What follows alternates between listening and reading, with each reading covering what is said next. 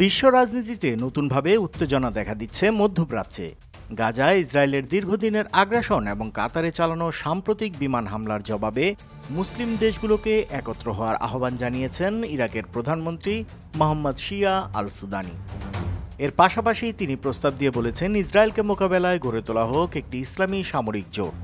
কাতারের Al Jazeera টেলিভিশনকে দেওয়া এক বিশেষ সাক্ষাৎকারে আল সুদানি বলেন, দোহায় মঙ্গলবারের ইসরায়েলি বিমান হামলা ছিল আন্তর্জাতিক আইনের চরম লঙ্ঘন। সেই হামলায় প্রাণ হারিয়েছেন ৫ জন হামাস সদস্য এবং কাতারের একজন নিরাপত্তা কর্মকর্তা। তিনি বলেন, এই আক্রমণ প্রমাণ করেছে ইসরায়েল শুধু গাজা নয়, গোটা মধ্যপ্রাচ্যের নিরাপত্তার জন্য বড় হুমকি। মুসলিম দেশগুলো চাইলে নিজেদের রক্ষায় যৌথ নিরাপত্তা বাহিনী গঠন করতে কোনো বাধা নেই। এ সময় তিনি আরব ও ইসলামী দেশগুলোকে রাজনৈতিক নিরাপত্তা এবং অর্থনৈতিক অংশীদারিত্ব গড়ে তোলার আহ্বানও জানান। দোহায় অনুষ্ঠিত আরব ও ইসলামী দেশগুলোর পররাষ্ট্রমন্ত্রীদের বৈঠকের প্রেক্ষাপটে এসেছে এই বার্তা।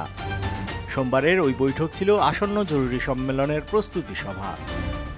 সেখানে ইসরায়েলের কাতারে হামলার প্রতিক্রিয়া নিয়ে আলোচনার পাশাপাশি প্রায় ১ দশক আগে মিশরের প্রস্তাব করা যৌথ আরব সামরিক বাহিনী সক্রিয় করার বিষয়টিও আলোচনায় উঠে আসে। ২০২৩ সালের অক্টোবর থেকে এ পর্যন্ত গাজায় ইসরায়েলি হামলায় ৬৪,৮০০-এর বেশি ফিলিস্তিনি নিহত হয়েছেন। গাজার স্বাস্থ্য কর্তৃপক্ষের এমন তথ্য তুলে ধরেন আল সুদানি। আল সুদানি সতর্ক করে বলেন, ইসরায়েলের আগ্রাসন শুধু কাতারেই থেমে থাকবে না। প্রায় ২ বছর ধরে গাজা ইসরায়েল যে পরিকল্পিত হত্যাযজ্ঞ চালিয়ে যাচ্ছে, সেটিই প্রমাণ করছে বড় আকারের ইসলামী জোটের প্রয়োজনীয়তা। ইসরায়েলের সাম্প্রতিক হামলা চালানো হয় দোহায় একটি আবাসিক কমপ্লেক্সে। সেখানে হামাসের নেতারা গাজায় যুদ্ধবিরতি নিয়ে যুক্তরাষ্ট্রের প্রস্তাব নিয়ে আলোচনা করছিলেন। ইতিমধ্যেই কাতার এই হামলাকে কাপুরুষোচিত আখ্যা দিয়ে নিন্দা জানিয়েছে।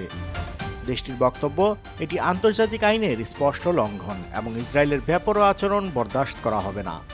গাজায় যুদ্ধবিরতি প্রতিষ্ঠায় কাতার এতদিন যুক্তরাষ্ট্র ও মিশরের সঙ্গে গুরুত্বপূর্ণ মধ্যস্থতাকারীর ভূমিকা পালন করেছে।